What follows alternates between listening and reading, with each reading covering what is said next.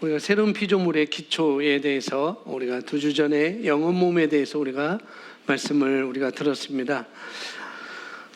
영혼 몸, 그래서 새로운 피조물, 영혼 몸은 바로 우리가 세 파트로 이렇게 나눠져 있다. 영과 혼과 혼으로, 몸으로 이렇게 나눠져 있고, 그때 우리가 거듭난 것은 혼도 아니고 육도 아니고 우리가 영이라고 이렇게 말씀을 우리가 배웠습니다. 또 우리가 그렇게 알고 있고요. 그래서 영은 우리가 완전하기 때문에 여기는 변화될 필요가 없고, 계속 우리가 말씀을 먹임으로 그 영을 활성화시키면 되는 거고요. 우리가 변화를 시키는 것은 로마서 12장 2절에서 말씀하고 있는 것처럼 너희는 마음을 새롭게 함으로 변화를 받아 라고 할 때 우리 바로 혼의 부분이 말씀으로 변화시키는 그런 부분이라고 볼 수가 있습니다. 그때 우리가 영과 혼은 뗄래야 뗄 수 없고 결탁되어 있다고 이렇게 말씀을 드렸어요. 그래서 영은 완전하지만 우리가 혼을, 우리 마인드를 변화시켜서 우리 속사람이 함께 육을, 내 몸을, 내 육신을 지배하고 살아갈 때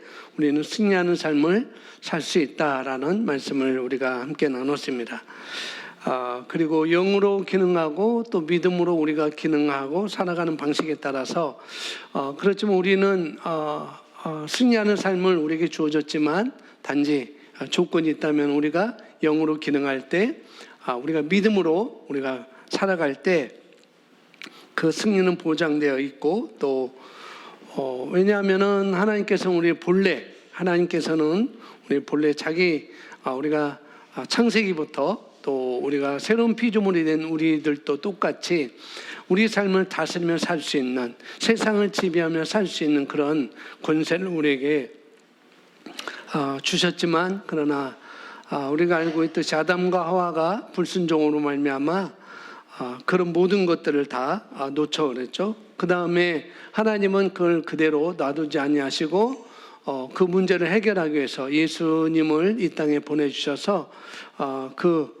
예수님을 영접하는 모든 사람들에게 새로운 길을 열어놓으셨죠. 그래서 예수님께서 십자가에 죽으시고 부활하심으로 말미암아 그 길이 열렸고, 누구든지 예수님을 선택하면 마치 민수기서 13장인가 26장에 뱀에 물려서 죽는 그들에게 장대를 만들어 놓고 거기에 장대에 노뱀을 구리뱀을 만들어 놓고 그걸 쳐다보는 자는 다 그 독사의 그 독에서 죽음에 다 건짐을 맞는 그런 걸 놓으셨죠. 역시 예수님을 우리가 선택하기만 하면 우리는 그 길로 가게 되어 있습니다. 바로 그것이 바로 새로운 탄생의 길이라는 거죠. 내가 예수님을 선택하는 순간, 내가 예수님을 영접하는 순간 새로운 탄생의 길은 바로 열려진 것입니다. 그 길로 가는 것이죠. 그래서 그렇게 선택한 사람들은 영적으로 영의 새로운 길을 우리가 시작된 것이고, 새로운 탄생은 바로 그 생명 자체가 우리 영생이라고 얘기하는데, 또 다른 말로는 생명이라고 하는데, 그 생명 자체가 뭐냐면은 승리를 가지고 있다는 거예요. 저와 여러분이 받은 그 생명은 바로 승리 자체인 것이고, 그 승리를 우리가 가지고 있습니다. 그 생명으로가 기능할 때 이 땅의 모든 것을 우리가 다스리고 지배하며 살 수 있기 때문에, 우리가 영으로 기능할 때만, 우리가 말씀으로 믿음으로 기능할 때만 그것은 보장되어 있다라고 우리가 나눴습니다. 오늘은 새로운 피조물의 기초 2번째 시간으로 성경의 3가지 접근에 대해서 말씀을 보겠는데요. 제가 아주 구체적으로는 하지 않겠습니다. 구체적으로 않고 좀 이 새로운 피조물로 접근하기 위해서 우리가 어떤 부분을 다뤄야 될지를 우리가 다시 한번 말씀을 나누고요. 그 다음에 새로운 피조물로 성경의 3가지 접근을 우리가 우리의 본성 부분에 있어서, 치유의 부분에 있어서, 그 다음에 삶과 승리에 있어서 여러 가지 4가지로 실제적인 것을 우리가 간략하게 말씀을 제가 나누도록 하겠습니다. 자세한 것은 제가 책을 갖고 나왔어요.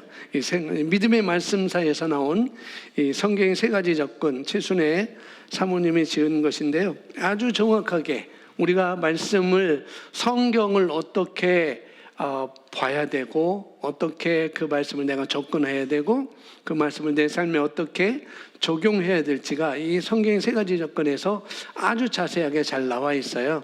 그래서 여러분들 필요한 분들은 믿음의 말씀사 이것을 3,000원뿐이 안 되니까 사서 보시면 되고, 저 뒤에 있으니까 저 뒤에 필요하신 분은 3,000원 주고 사가시기 바랍니다. 3,000원 저기 헌금함에 넣으시면 되겠고요. 여기 이 말씀을 작년인가 재작년인가 제가 이대로 말씀을 전한 것이 있습니다. 그러니까 그걸 참고하시면 되겠고요. 더 정확한 것은 이 책을 보시면 되겠습니다. 오늘은 간략하게 말씀을 보도록 하겠습니다. 자, 먼저 요한일서 5장 4절 말씀인데요. 요한일서 5장 4절 우리 함께 읽습니다. 무릇 시작.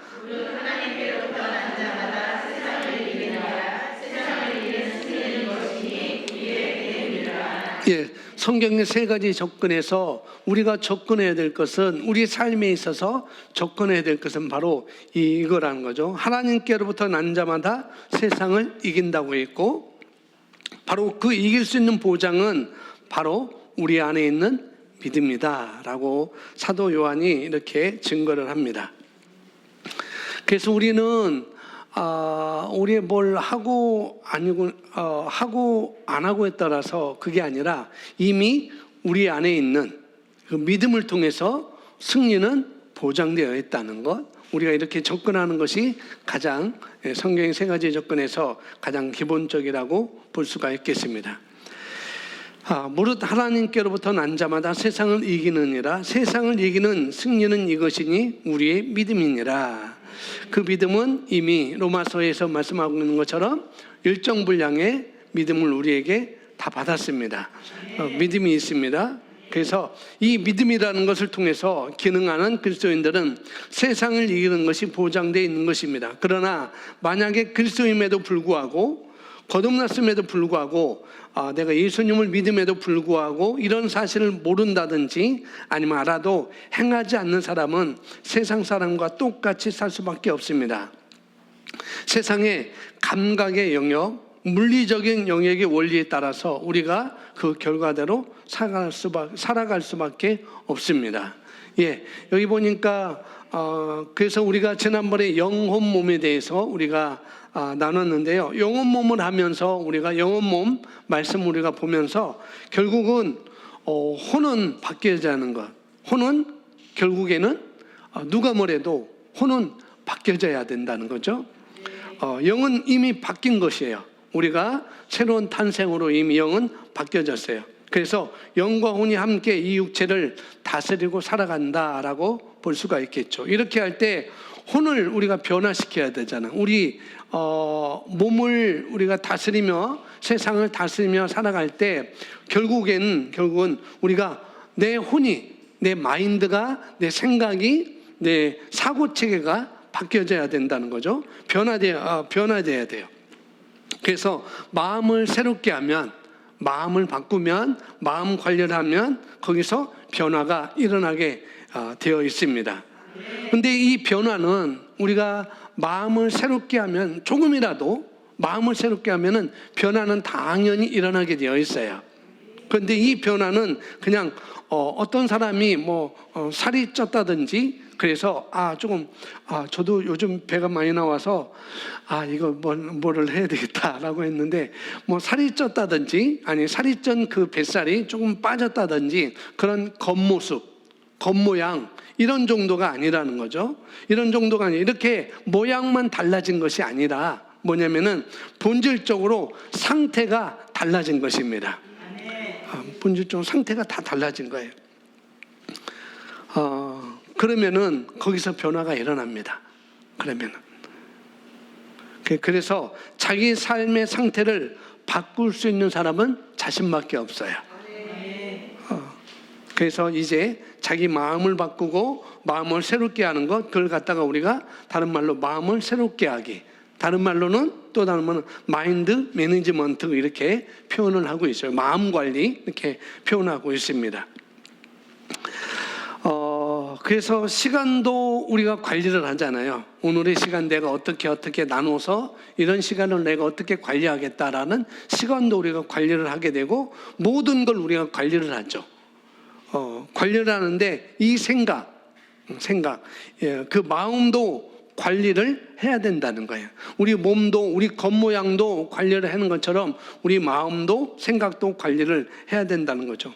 그냥 놔두면은 잠언서 4장 23절에서 말하는 것처럼 무릇 지킬 만한 모든 것보다 더욱 내 마음을 지키라라고 말씀하고 있어요. 내 마음을 지켜라. 왜냐하면은 생명의 근원이 여기서 나오기 때문이야 라고 솔로몬이 그렇게 말씀을 하고 있죠. 그래서 성경에는 계속 우리 마음을 잘 지키라고 말하고 있어요. 내 마음을 잘 지켜라. 마음을 잘 관리하라고 성경에서는 우리에게 말하고 있습니다. 가만히 있으면 어차피 변할 수밖에 없어요. 가만히 있으면 변할 수밖에 없어요. 근데 가만히 있으면은 세상이 나를 변화시켜요. 상황이 나를 변화시킵니다.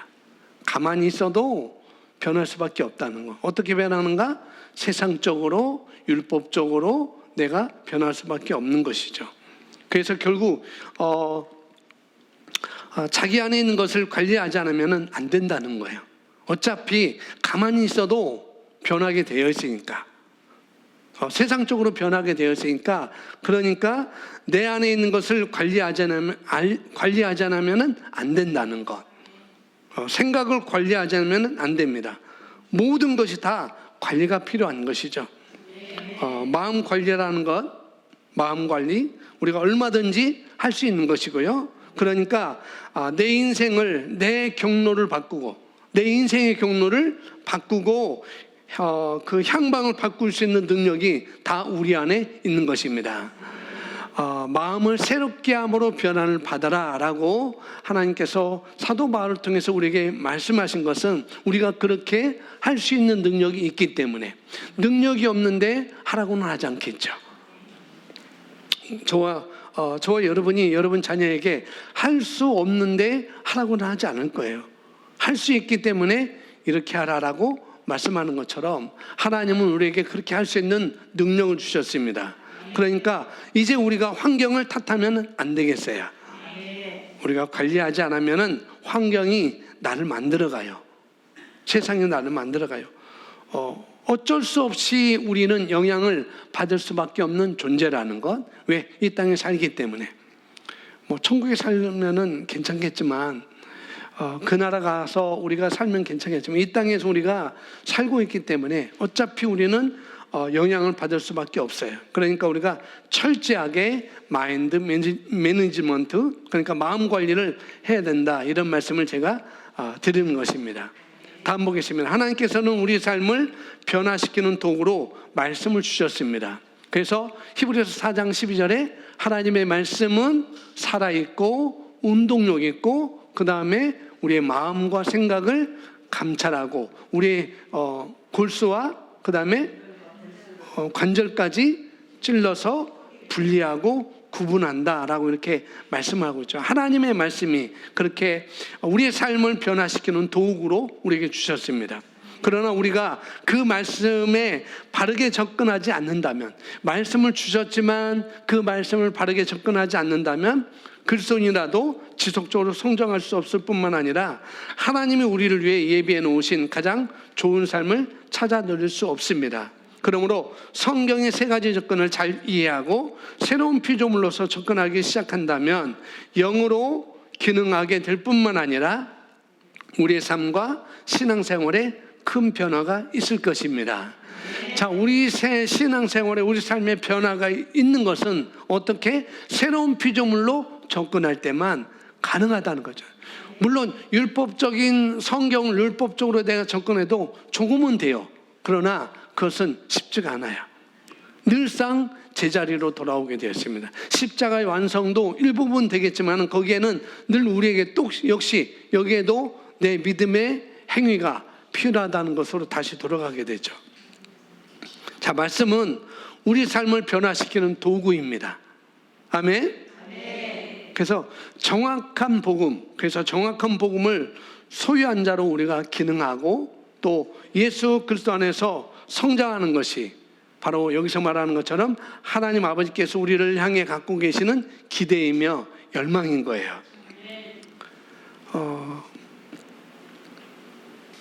하나님이 우리를 위해서 예배해 놓으신 가장 좋은 삶을 찾아 누릴 수 있도록 하나님 우리에게 말씀을 주셨습니다.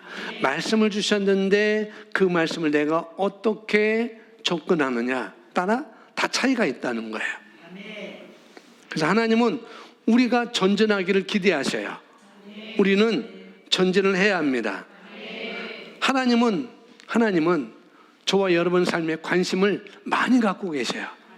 온 것을 다 여기에 두고 계셔야 다른 곳에 두고 계신 것이나 우리의 삶에 어떤 삶을 살기를 원하시는지 전적으로 거기에 갖고 계시다는 거예요. 그래서 전봇대 전깃줄에 앉아있던 참새 그 한 마리가 누가 사냥꾼이 쏴서 떨어지는 것도 하나님은 그것도 다 허락하에 다 된다는 거죠. 그러니까 모든 것은 하나님의 모든 눈은 반지의 제왕에서 그 나쁜 탑에 있는 그 눈이 누구에 있어요? 온통 반지에 가 있는 것처럼 하나님의 관심은 하나님의 눈은 온통 저와 여러분 삶에 있습니다. 어떤 삶? 좋은 삶으로 살기를 원하는 그 기대와 열망이 있는 것이죠. 그래서 우리가 하나님께서 말씀을 보내신 이유가 뭐냐면은 우리의 삶을 변화시키기 위해서.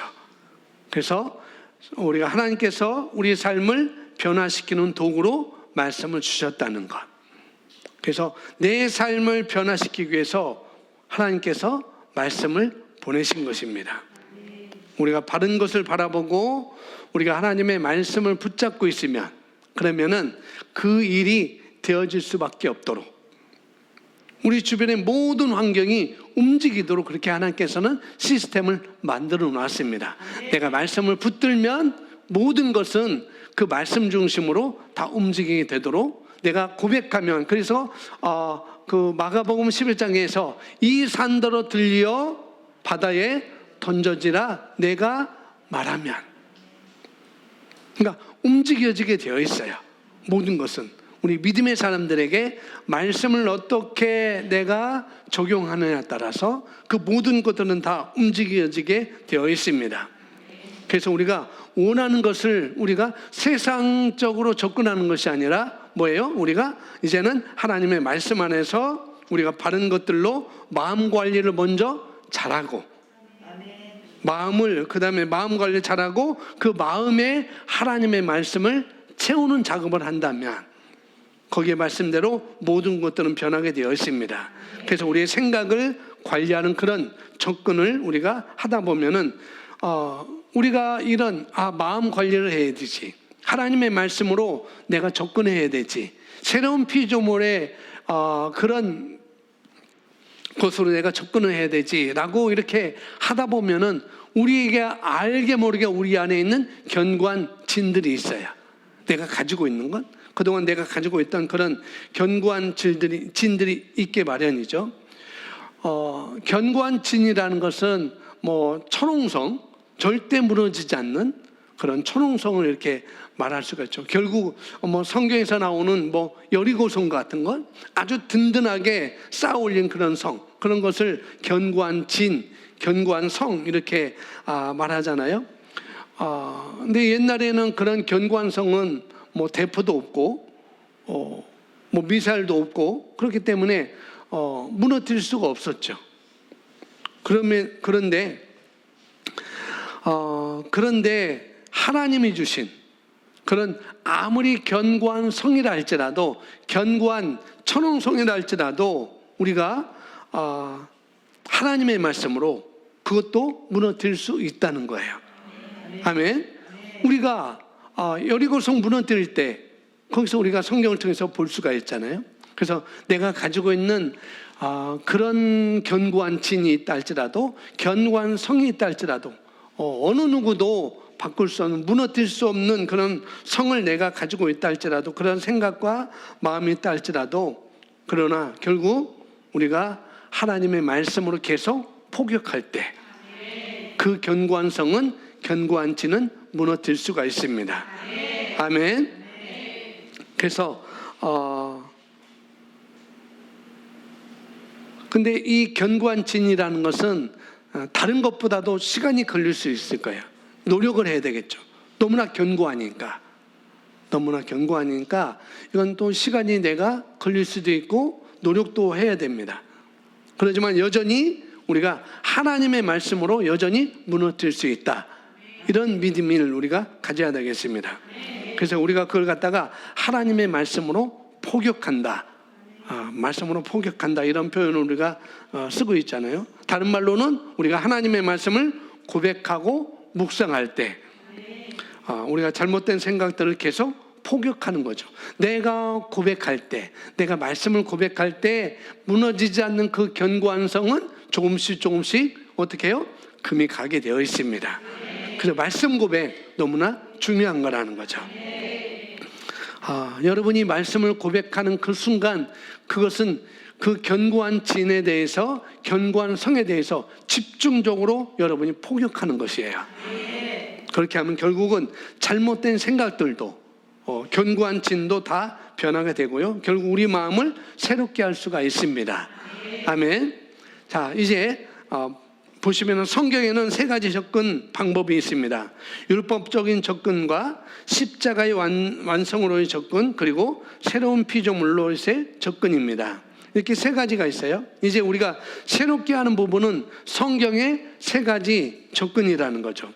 그래서 새로운 피조물의 기초, 내가 말씀을 어떻게 바라보고 듣고 접근할 것인지.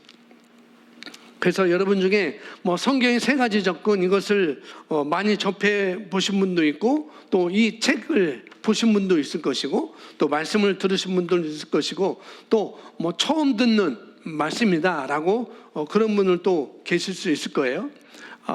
나중에 유튜브로 보시는 분들도, 저희 방송을 보시는 분들도 이건 난 처음 듣는데, 그런 분들도 계실 것입니다.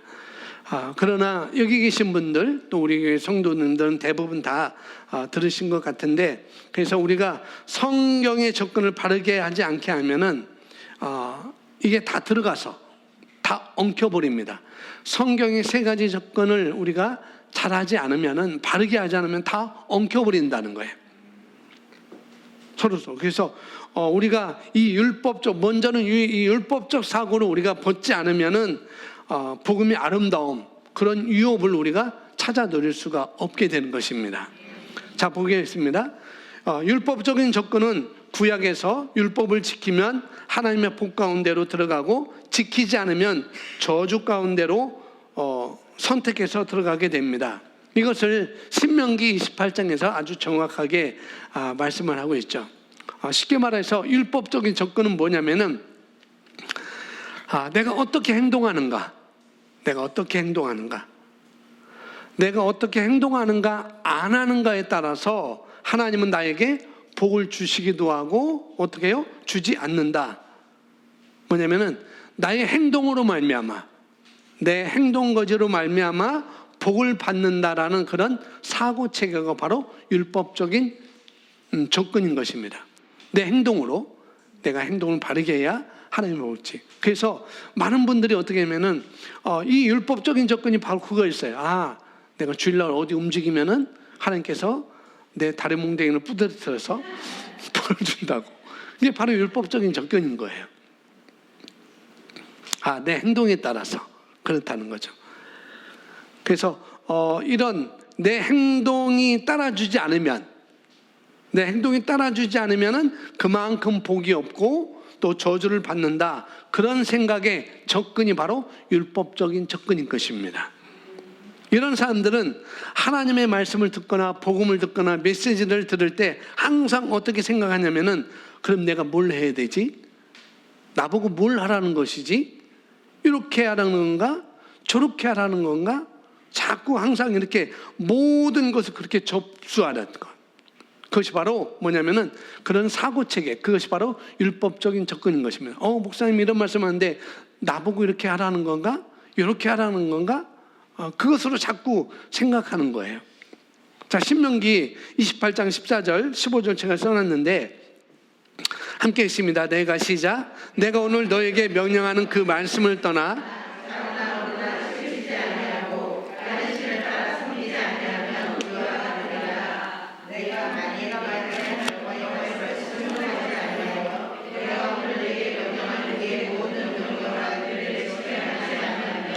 이 모든 저주가 내게 임하며 내게 이를 것이니. 아멘. 14절 15절 이거 복과 저주를 갈라놓는 구절이고 그런 신명기 28장이 바로 그런 장입니다. 그래서 내가 이렇게 이런 율법을 지키면, 이런 말씀을 순종하면 이런 복을 받을 것이고, 내가 이런 율법을 지키지 않으면, 순종하지 않으면 이런 저주를 받을 것이라고 한 정확한 구분이 있는 것이 바로 신명기 바로 여기 28장입니다. 어떻게 보면 이건 맞는 말씀인데 이것은 율법적인 접근이라는 거예요. 구약에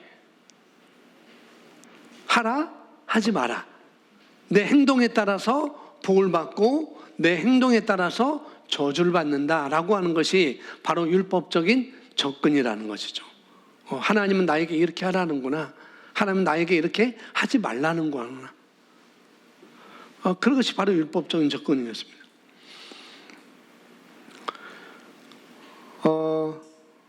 예전에는 제가 신앙생활할 때, 제가 처음 신앙생활할 때 어떻게 이 거룩한 강단에 신발을 슬리퍼를 신고 올라요? 도저히 그럴 수 없었습니다. 슬리퍼를 신고 가면은 아주 굉장히 혼났죠. 그리고 여기는 아무나 못 올랐어요. 오로지 목사님, 그 다음에 주일 낮 예배 때, 그것도 대예배라고 하죠.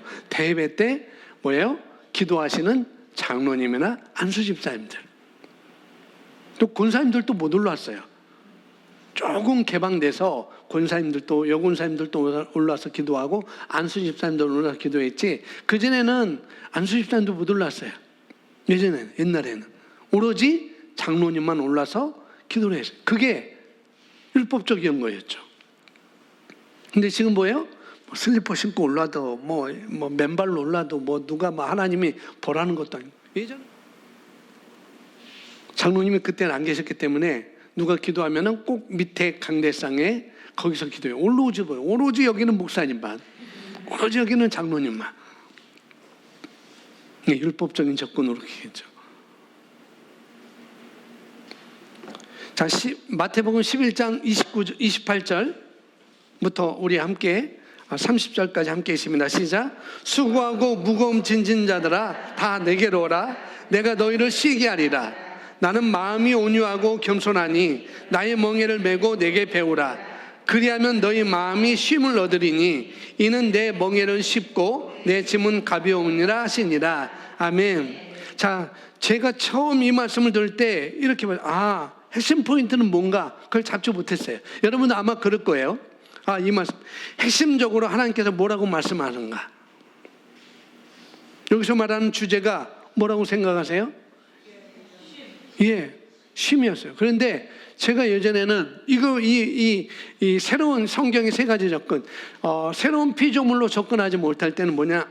하나님은 나에게 오라고 하시는구나. 그렇게 봤어요. 지금도 여전히 이 마태복음 11장 28절부터 30절 말씀, 율법적인 사고방식, 사고체계, 율법적인 접근으로 말씀을 보는 사람들은 뭐냐면은 이 말씀을 들을 때 이렇게 해요. 하나님이 나보고 오라는구나. 나보고 오래. 오늘 주일인데 하나님은 나에게 오래. 내 일이 바쁜데, 지금 이 일이 바쁜데, 내가 지금 여유가 없는데 어떻게 가지? 어떻게 주일날 교회 가지? 어떻게 주일 성수하지? 보통 이렇게 생각을 해요. 주님이 내게로 오라. 주님이 내게로 오라. 여기만 보죠. 그래서 무엇을 할 때 자기에게 강요한다. 주님은 나에게 오라고, 주일 성수하라고 이렇게 나에게 강요한다. 무엇을 해라라고 받아들이는 체계, 이것이 바로 율법적으로 접근하는 것입니다. 자꾸 뭐냐면은 자기 행동을 어떻게 하라고 하는 것으로 생각하는 거죠. 오라고, 빠지지 말라고. 그래서 부담이 되는 거예요. 그래서 교회 가기 싫다. 교회 가면은 담배도 못 피게 하지, 술도 못 먹게 하지, 캠핑도 못 가게 하지, 뭐도 못 가게 하지. 자꾸 그런 쪽으로 접근하는 것이죠.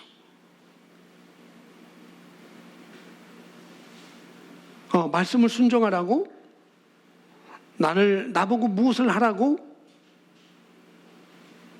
그게 아니고, 이건 율법, 나에게 뭘 하라고? 자꾸 자기가 행동을 하려고 가져가는 것은 바로 율법적인 그런 접근인 것입니다.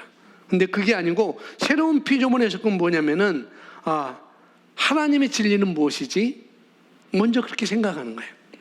하나님의 진리는 무엇이지? 여기서 말하는 하나님이 말하는 정확한 의미는 뭐냐면은, 전후 문맥을 보면은 뭐냐면은, 내가 너에게 진짜 심을 안겨주는 하나님이야. 오라는 것에 초점이 있는 것이 아니라, 너의 행동이 있는 것이 아니라, 하나님이 어떤 하나님이냐? 너에게 진짜 쉼을 주는, 너를 진짜 쉬게 하는 하나님이야. 그렇게 말하는 거죠. 내가 내 안에 있으면 너는 쉼을 얻어. 나는 너에게 쉼을 주는 그런 하나님이야. 내 멍에는 쉽고 내 멍에는 가벼워. 내 짐은 어렵겠지만, 내가 지는 그 멍에 짐은 어렵겠지만, 그러나 너에게 있는 짐을 내게 주면 내가 다 져줄게. 내가 너에게 진짜 안식과 평안을, 기쁨을, 쉼을 줄게. 이런 의미가 바로 여기 있는 것이죠. 우리는 그렇게 이 말씀을 접근하는 것입니다. 근데 대부분 율법적인 사고방식을 가진 사람들은 행동의 유무를 찾는 거예요. 오라고? 오면은 쉼을 준다고? 그게 아니에요. 하나님은 쉼을 주는 하나님입니다. 행동의 유무가 아니라는 거죠. 오라는 말씀에, 오라는 말에 많이들 집중해요. 순종하라는 것에 많이 집중합니다. 물론 집중을 해야 되겠죠. 그러나 이 신명기 28장도 우리가 재해석해야 되는 거죠. 그걸 어떻게 해석하냐면은, 그리스도 안에 있는 나에게는, 그러니까 신명기 28장 내가 오늘 너에게 명령하는 그 말씀을 떠나 좌로나 우로나 치우치지 아니하고 다른 신을 따라 섬기지 않으면 이와 같으리라. 이와 같으리라는 것은 1절부터 13절에 있는 것을 말씀하고 있습니다. 그런데 이것을 어떻게 하냐? 그리스도 안에 있는 나에게는,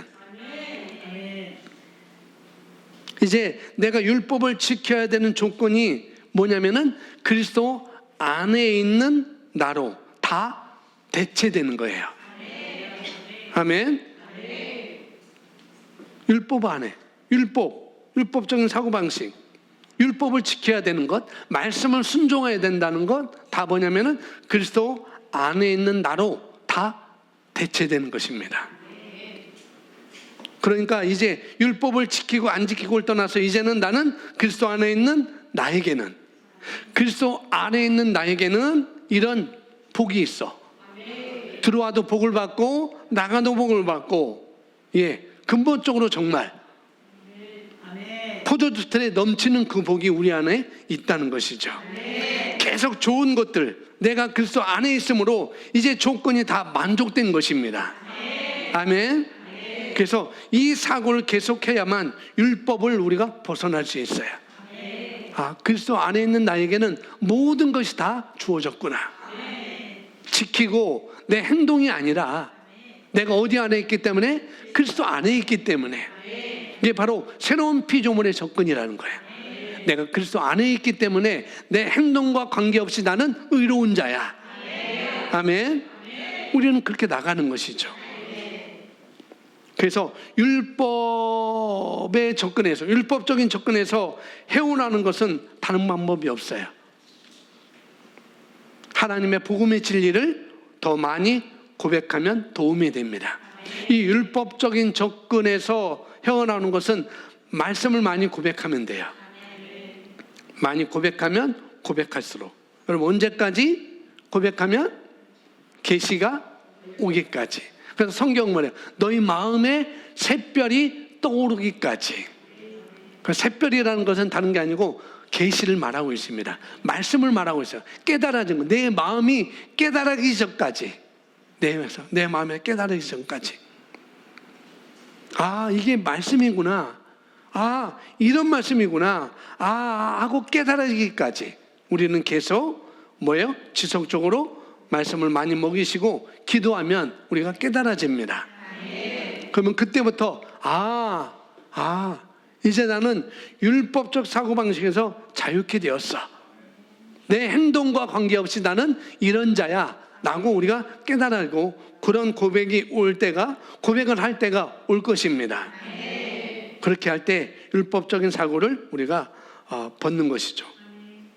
왜냐하면 정말 이런 표현을 했어요. 이 책 저자 최순애 목사님, 최순애 사모님은 짱아치 얘기를 했어요. 짱아치. 뭐냐면은 이 율법적인 체질이 바로 짱아치 체질이라는 거예요. 이 짱아치는 몇 시간 만에 만들어지지 않잖아요. 그죠? 보통 얼마 걸리죠? 짱아치 만드는데 6개월 정도? 최하. 뭐 그렇게 되겠죠? 뭐 된장도 넣어야 되고 간장도 넣어야 되고 뭐 몇 개 하려면 고추장도 넣어야 되고, 고추장 발라놨다고 그게 무가 다 그 짱아치 되는 건 아니잖아요. 오래 있어야 됩니다. 오래 있어야 돼요. 그래서 그런 표현을 썼어요. 이 짱아치 체질. 이 율법은 짱아치 체질이다. 그러니까 무를 갖다가 된장을 함께 넣고 뭐 간장을 함께 넣고 여러 가지 넣어서 뭐 하루 이틀 만에 되는 건 아니잖아요. 몇 개월씩 넣어가지고 그럴 때 전혀 이제는 무 모습이, 통통한 무 모습이 다 사라지는 것이죠. 그죠? 그게 짱아치가 되는 거예요. 마치 이런 짠지가 된 그런 짱아치 체질이 있어요. 마치 우리 체질이 그렇다는 거예요. 우리 체질이 짱아치 체질이 있습니다. 어떤 것들은 그렇게 율법적인 사고로 우리가 모두 다 갖고 있는 거예요. 이 짱아치 체질을 우리가 다 어떤 면은 다 갖고 있습니다. 저도 갖고 있더라고요. 그런 체질이 있었어요. 그래서 제가 깨달았어요. 나도 그런 체질이 있구나. 그리고 제가 어떤 생각이냐면 그럴 만한 이유가 있었겠지. 얼른 바꿔버렸습니다. 이분이 피치 못하게 오지 못할 일이 있었겠지. 그래서 오라고 이렇게 전화를 했겠지. 그런 생각을 바꿨습니다. 어쨌거나 우리 모두는 다 그런 짱아치 체질이 다 있다는 거예요. 근데 그것도 어떻게 해요? 말씀으로 포격을 해야 돼요. 아멘. 다 그런 사고를 갖고 있습니다. 여러분 오늘 기억하십시오. 나는 어떤 말을 들을 때마다 어떻게 하라는 거야? 어떤 말씀을 들을 때 어떻게 하라는 거야? 나보고 이렇게 하라는 거지. 자기는 그렇게 하지 않으면서 나보고 하라고? 나보고 그렇게 하라는 거지? 이런 생각들, 이런 것들이 모두 다 율법적인 사고체계입니다. 율법적으로 다 접근하는 거예요. 여러분 있는 그대로 보셔야 됩니다. 아멘. 이미 이 생각과 이런 것들이 이미 생각과 머릿속에 다 어떻게 해요? 다 체질이 됐어요. 짱아찌가 되었습니다. 그래서 그렇게 이제 머릿속으로 생각으로 판단하거나 또 행동 규범으로 모든 것을 잣대를 재는 것이죠. 근데 이 모든 것들 저도 그렇고 여러분도 다 제거를 해야 됩니다. 아멘. 다음 보시면은 하나님은 이미 선택권을 주셨습니다. 우리는 율법적인 사고를 우리 모두가 다 갖고 있습니다. 율법적인 사고는 견고한 진입니다. 그런데 이 견고한 진도 벗어날 수 있습니다. 아까 말했죠? 벗어날 수 없는 게 없어요. 사실은 우리가 받은 그 새로운 생명, 이 생명은 뭐예요? 바로 조의 생명이죠. 이 생명을 정말 무엇이든지 다 할 수 있는, 못할 것이 없는, 제한이 없는 그런 생명을 우리가 받은 것입니다. 그런데 그렇게 받았지만 그런데 그것을 얼마만큼 우리가 활용하느냐에 따라서 다 다르다는 것이죠. 자, 이제 율법적인 것, 성경의 세 가지 접근, 이제 네 가지로 제가 어떻게 접근하는지 제가 써놨습니다. 첫 번째, 우리가 본성으로 본다면 율법적인 접근은 뭐냐면은 율법 시대의 본성은 죄의 본성을 가진 자들이었습니다. 하나님이 이스라엘 백성들을 선택해서 그들과의 관계에 나가실 때 그들은 죄의 본성을 가진 사람들이었습니다. 율법 시대는 바로 그들의 행동을 제어하는 것입니다. 전부 행동, 즉 밖으로부터 접근하는 것이었습니다. 그러나 십자가의 완전성의 접근은 우리 안에 있는 생명을 인식하기보다는 거듭난 나는 이런 유업이 있어 라는 것에 집중되어 있습니다. 우리가 마이너스 인생에서 플러스 인생으로 바뀌었다는 것입니다. 이것이 십자가의 완성이라는 거죠. 자, 첫 번째는 율법 시대에는 어쩔 수 없이, 그러니까 우리가 본성으로 보자면 그렇다는 거예요. 본성으로 보자면은 뭐예요? 율법 시대의 본성은 뭐예요? 다 죄의 속성을 가진 자들이었습니다. 다. 근데 그 죄의 본성을 어떻게 할 수 없었어요, 그들은. 그래서 1년에 한 번씩 대제사장 앞에 나와서 그 죄를 대속죄일에 그 죄를 다 속죄받고 또 1년 동안 마음 졸이면서 또 다시 죄를 속죄받는 그런 삶을 살았죠. 그래서 하나님께서는 그들의 행동을 다루시는 거예요. 율법 시대에는. 율법은 그들의 행동을 다루었습니다. 그래서 죄의 본성을 가진 사람이 그 죄를 그대로 내버려두면, 죄성을 그대로 내버려두면 그 사회가 엉망진창이 되었죠. 성경에서도 분명히 나오고 있습니다. 자, 자기 원하는 대로 죄인들이 전부 다 자기 원하는 대로 서로 죽이고 빼앗고 이렇게 살 거 아니겠어요? 왜? 죄의 본성을 가진 자들이기 때문에. 그래서 창세기 6장에 보면은 죄의 본성을 가진 자들 어떻게 해요? 자기의 욕구에 따라서 하나님의 아들들이 세상의 딸들을 사랑하고 좋아하고, 그리고 결국 어떻게 해요? 죄의 본성을 가진 자들이 룻기서에 보면 어떻게 해요? 결국은 처음에 동성애도 시작되는 것이고 하나님의 의의 사람들을 다 죽이게 되고 사회 질서가 다 무너지는 그런 것들을 성경에서 이렇게 미리 우리에게 다 보여주고 있죠. 엉망진창으로 그 마을이, 그 도시가 바뀌는 것을 볼 수가 있습니다. 그러니까 하나님께서는 법을 주시는 것이죠.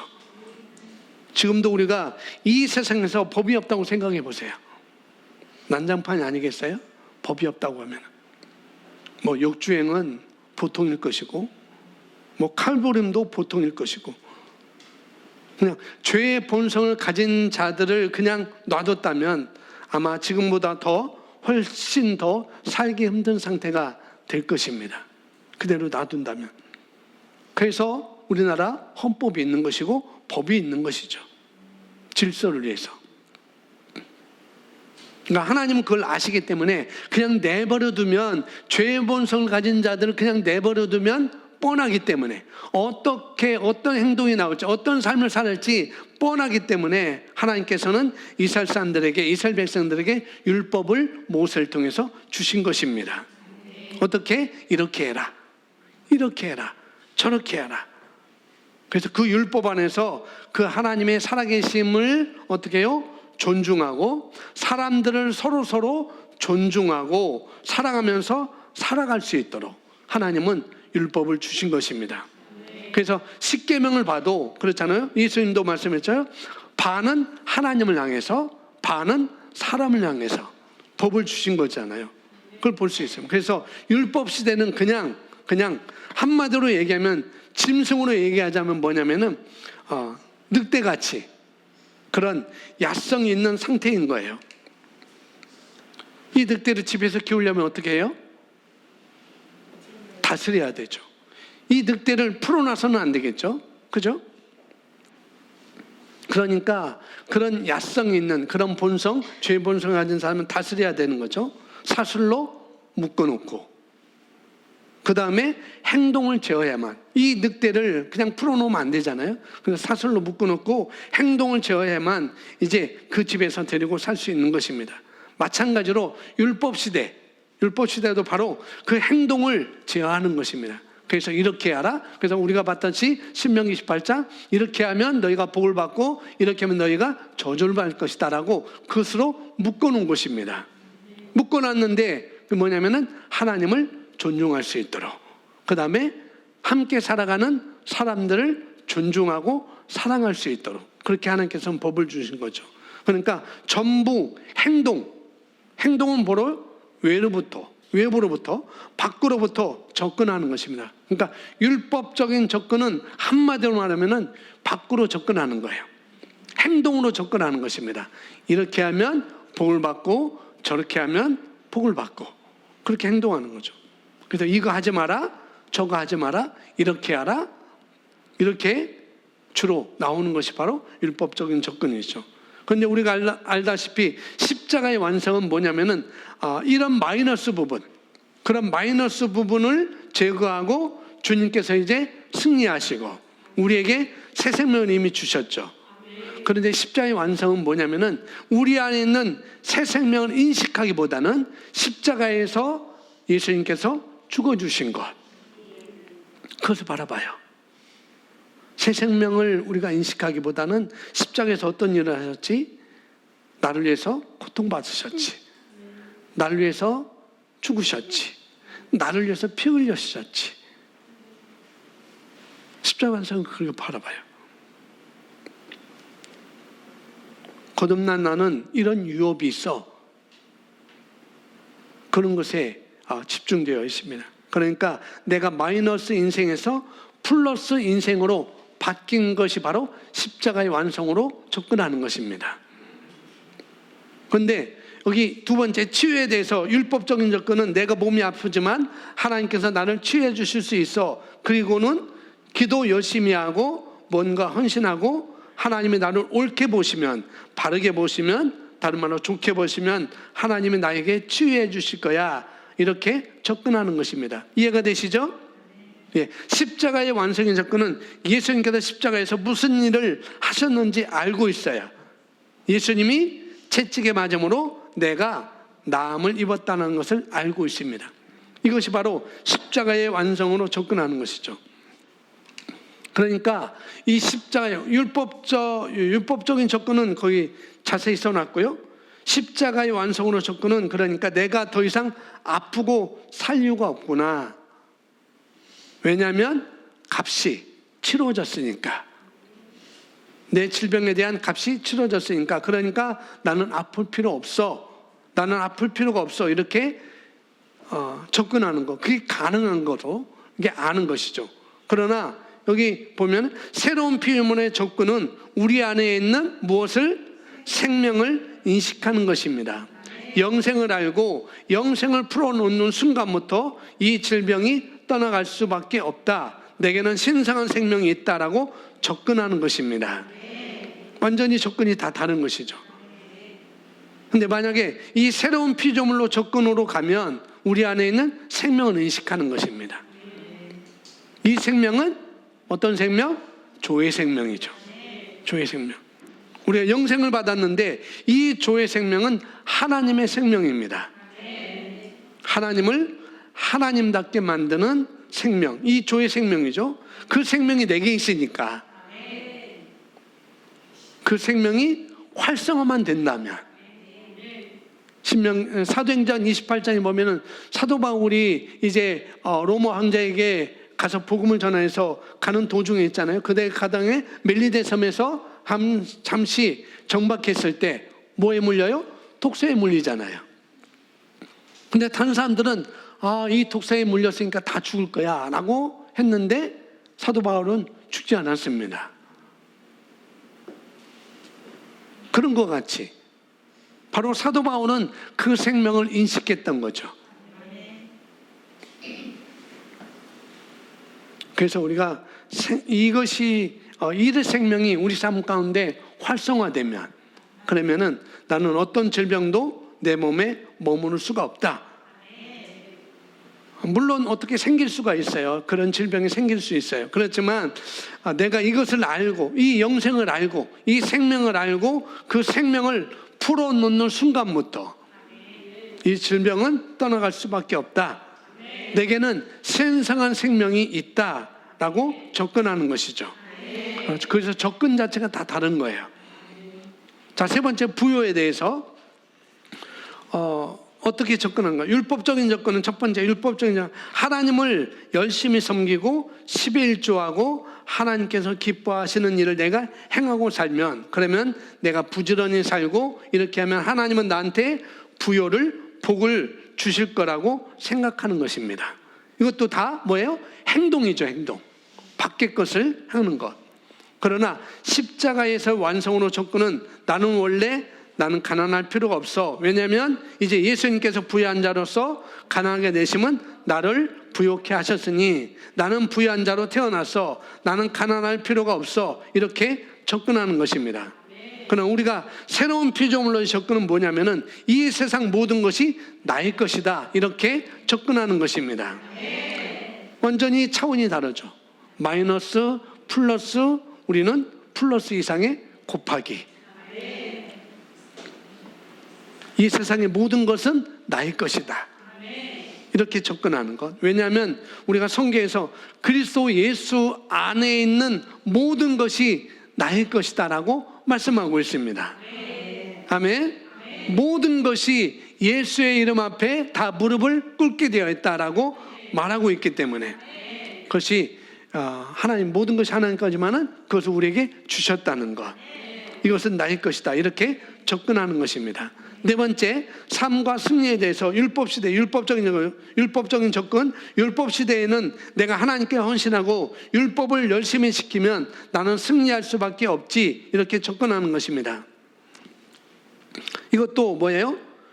조건부터 이제 앞에 해야 되는 조건이 붙어 있죠. 열심히 하면 하나님 나에게 그런 복을 주실 수 있어. 그러나 십자가의 완성에서는 나는 실패할 필요가 없다는 것을 알았으니 나는 실패할 필요가 없다. 그렇지만 이제 새로운 피조물로서의 접근은 나는 승리자로 다시 태어났다. 이렇게 접근하는 것입니다. 접근이 다 다른 거예요. 그래서 율법으로 접근해서 다른 결과를 볼 수가 없습니다. 문이 다른 거예요. 율법적인 접근과 십자가의 완성으로 접근과 새로운 피조물의 접근으로는 다 문이 다른 것입니다. 접근 자체를 그래서 바꾸지 않으면 안 되는 거예요. 내가 말씀을 들을 때 어떻게 접근할 것인지 바꾸지 않으면 안 되는 것입니다. 저도 그렇고 여러분도 아마 그럴 거예요. 대부분이 신앙생활하면서 어떻게 해요? 율법적인 접근을 많이 해왔어요. 제가 좀 전에 말했잖아요. 교육자 순회에서 그런 율법적인 접근도 나에게 있었더라. 그래서 우리 안에 장아찌 체질이 율법적으로 가려는 그런 체질이 잠재의식 속에 다 들어있습니다. 어느 순간에. 근데 내가 내 겉을 조금 고백해서 바꿨다 하더라도 이것이 확 어떤 지각병동이 일어나지 않으면은 그 체질은 계속 나도 모르게 스물스물 나오게 되어 있습니다. 그걸 우리가 알고 이제는 어떻게 해요? 계속 우리가 바른 문으로 우리가 들어가야 되겠죠.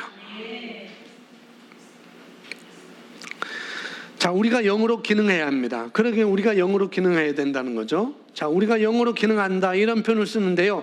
영으로 기능한다는 것이 뭐냐면은 내 속사람 안에 지금 영적인 영역이 새로워졌으니까 나는 새로운 피조물이니까 영으로부터 말미암아 좋은 것들, 거듭남의 모든 혜택들을 안으로부터 꺼내는 것입니다.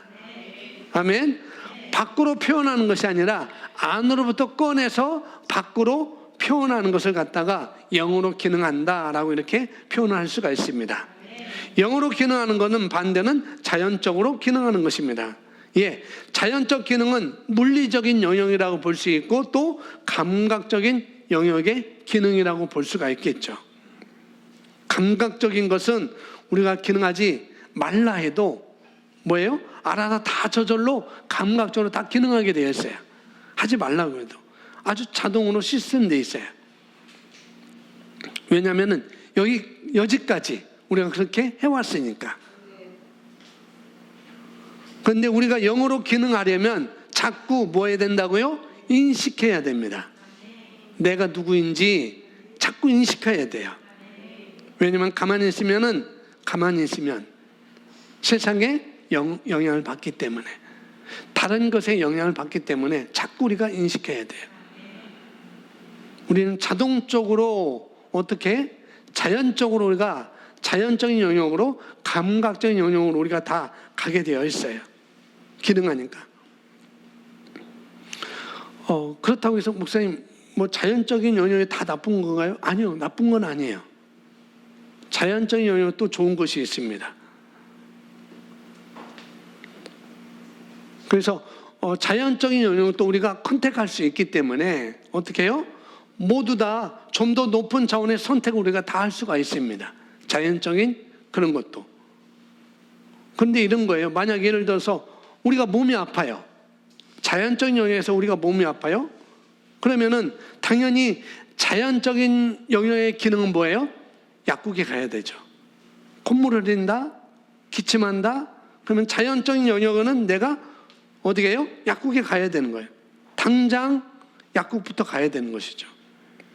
애가 열나는데 어떻게 해요? 병원 지금 갈 수 없으니까 약국에 가서 해열제를 먹여야 하는 거죠. 좀 더 아프면 이제는 우리가 병원부터 가야 되겠죠. 약국이 아니라 병원으로 가야 되겠죠. 우리 이렇게 컨택할 수 있어요. 우리 이렇게 선택할 수 있습니다. 근데 그게 나쁜 건 아니라는 거죠. 그런데 우리는 그것만 그런 방법만 있는 것이 아니라는 거예요. 약국도 가고 병원도 가고 선택할 수 있지만 꼭 이것만 있는 것이 아니라는 거예요. 뭐냐면은 우리는 영으로 기능해서 뭐예요? 말씀 안에서 치유되는 것도 있잖아요. 아멘. 그러니까 내가 내 믿음을 훈련시키기 위해서, 내가 믿음이 있으니까 이 믿음을 좀 훈련시켜야 되겠다. 이 정도는 내가 이 정도는 뭐 크게 목숨이 왔다 갔다 하는 것이 아니니까, 그런 질병이니까 내가 말씀을 선포하면서 내가 약국 가지 않고 내가 병원 가지 않고 여기 조금 부 가래에 조금 찔렸다고 해서 약국 가고 병원 갈 필요가 없잖아요. 데일밴드 붙이고 빨리 아물라고 내가 말씀으로 치유할 수 있고 고백할 수 있고 여러 가지 있어요. 내가 말씀을 선포하면서 내가 믿음으로 내가 기능해서 이것을 내가 나아봐야 되겠다.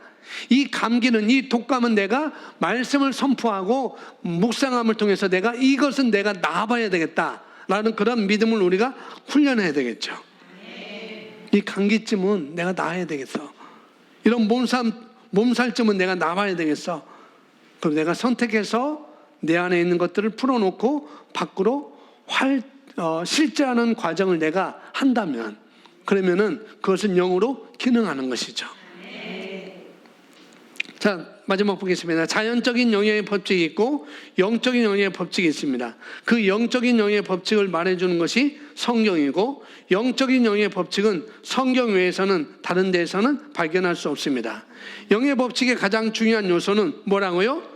믿음입니다. 세상은 모두 다 자연적인 법칙을 얘기하고 있어요. 그런데 우리가 아는 것은 영적인 영역의 법칙은 자연적인 영역의 법칙보다 상위 법칙이라는 거죠. 우리가 약국도 갈 수 있고 병원도 갈 수 있는데, 그러나 우리가 말씀으로 내가 한번 이것을 이겨내리라, 내가 말씀으로 한번 이것을 경험하리라, 그것은 상위 법칙이라는 거죠. 말씀은 상위 법칙입니다. 그래서 상위 법칙을 돌리면 어떻게 해요? 하위 법칙이 움직이게 되어 있어요. 고등법원에 가면은 아무리 지방법원에서 했다 할지라도 고등법원에서 무죄다 하면은 하위 법칙에서, 하위 지방법원에서 했던 것은 다 어떻게 해요? 다 부여가 되는 거죠. 안산지원에서 이 사람은 이런 죄가 졌으니까 이 사람은 징역 7년에 처해야 됩니다 라고 했어요. 근데 이 사람이 이건 도저히 자기가 아닌데 자꾸 억울해서 항고를 했어요. 상소를 해서 고등법원까지 갔습니다. 고등법원에서 알으니까 이것은 잘못된 것이구나. 이 사람은 무효입니다. 뭐뭐에 의해서 이 사람은 무효입니다라고 딱 방망이 3번 두드리면은 어떻게 해요? 아무리 안산조원에서도 소용이 없는 것입니다. 왜? 상위 법칙이기 때문에. 하나님의 말씀이 상위 법칙입니다. 아멘. 그래서 우리가 그 안에서 우리가 기능하는 거예요. 그래서 상위 법칙을 돌리면은 하위 법칙은 다 움직이게 되어 있어요. 그래서 우리가 이걸 인식하고 영으로 기능한다 이렇게 표현하고 있습니다. 다시 말하면 영으로 기능한다는 것은 말씀의 원리로 기능하는 것입니다. 믿음의 원리로 기능하는 것이죠. 그것도 어떻게 해요? 새로운 피조물의 접근으로서 우리가 하는 것입니다. 왜냐하면 영의 법칙에는 가장 중요한 것이 바로 믿음이기 때문에. 그런데 말씀과 믿음, 그러니 우리가 말씀을 알아야 되겠죠. 말씀을 어떻게 접근하는지 우리가 알아야 되겠죠. 그 다음에 말씀을 믿는 믿음을 통해서 영의 모든 것들을 우리가 돌아가게 되어 있습니다. 그러니까 그쪽 우리가 접근하는 것이고요. 우리가 처음 봤던 요한일서 5장 4절에 이렇게 말씀. 우리가 영으로 기능할 때 그리스도인들은 승리한 자로 세워졌다라고 요한일서 5장 4절에 말하고 있잖아요. 성경은 분명하게 말하고 있는 것입니다. 바로 하나님께로부터 난 자마다 세상을 이기게 되어 있어. 그런데 거기에 뭐가 있어야 된다고요? 믿음이 있어야 된다고 그랬어요. 그 믿음이 있어야만 이기는 것입니다. 근데 너희는 하나님께로 난 자마다 세상을 이기느니라. 요한일서 5장 4절은 우리의 위치를 말하고 있는 거예요. 나의 위치. 정확하게 하나님께로부터 난 자마다 성장하면 이기게 되어 있어 라고 말하지 않아요. 그렇죠? 성장하면 내가 이길 거야 그렇게 말하지 않습니다.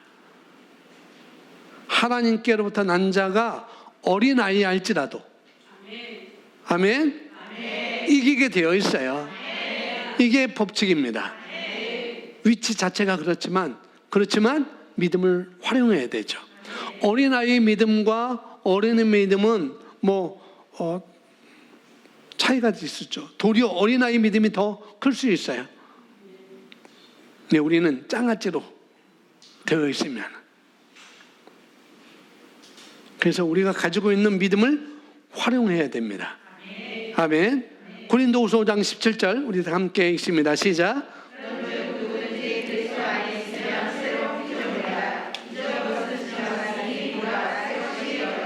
아멘. 새로운 피조물, 새롭게 탄생했습니다. 새롭게 탄생해서는 뭐냐면은 여기 새롭게 이 고린도후서 5장 17절은 뭐냐면 본성을 이해하는 것이 중요합니다. 나의 본성. 그리고 본성으로 기능하면 너무 쉬워요. 그 본성으로 기능하는 게 뭐냐면은 새로운 피조물의 복음인 것입니다. 새로운 피조물의 말씀으로 접근하는 것. 내 본성이 뭐냐? 죄의 본성이 아니라 나는 의의 본성을 가지고 있는 것이고 하나님의 본성을 내가 가지고 있는 것이고. 아멘. 그래서 본성을 이해하는 것이 너무나 중요합니다. 이 본성은 성장하면 그냥 나타나게 되어 있어요. 아멘. 개하고 늑대는 객과이지만은 그러나 본성은 아주 다르죠. 개하고 늑대는 본성은 다릅니다. 늑대는 야성이 있습니다. 야성이 있고 강아지는 굉장히 사람과 친밀하게 지낼 수 있는 그런 애완동물의 어떤 그런 본성을 가지고 있어요.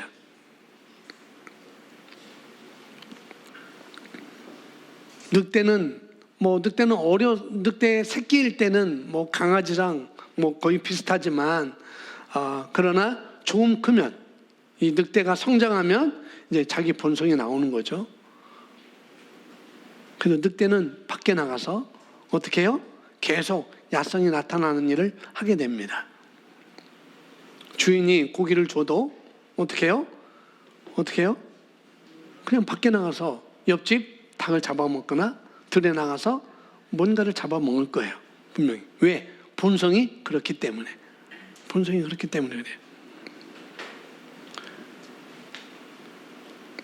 뭐 늑대를 집에다가 데려다 놓고 뭐 고기를 준다 하더라도 그 늑대는 자기 본성을 찾아갈 거예요. 그러니까 본성을 어떻게 해요? 다루려면 묶어놔야 되겠죠. 이 늑대도 본성을 다루려면. 그것이 바로 죄의 본성을 가진 사람들을 다루는 율법입니다.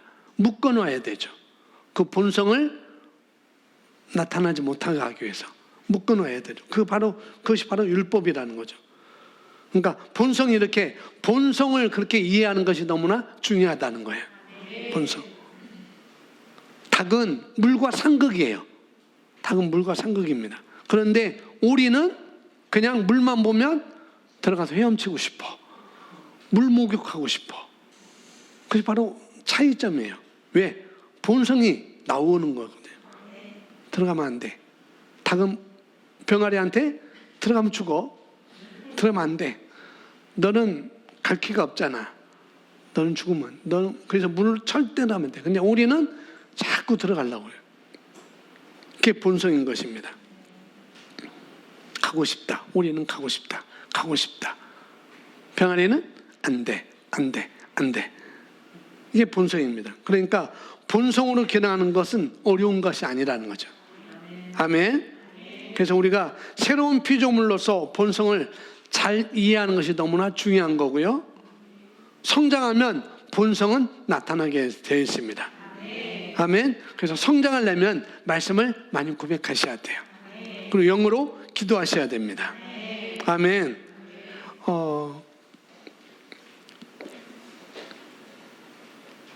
자꾸 우리가 말씀을 본성을 인식하면 그것은 자꾸 나타나게 되어 있어요. 어려운 게 아니에요. 그렇게 어려운 게 아닙니다. 애쓰는 게 아닙니다. 아멘. 뭘 고쳐보려고 하는 게 아니에요. 오히려 본성을 인식하면 그것은 자연스러운 것입니다. 오히려 더 자연스럽겠죠.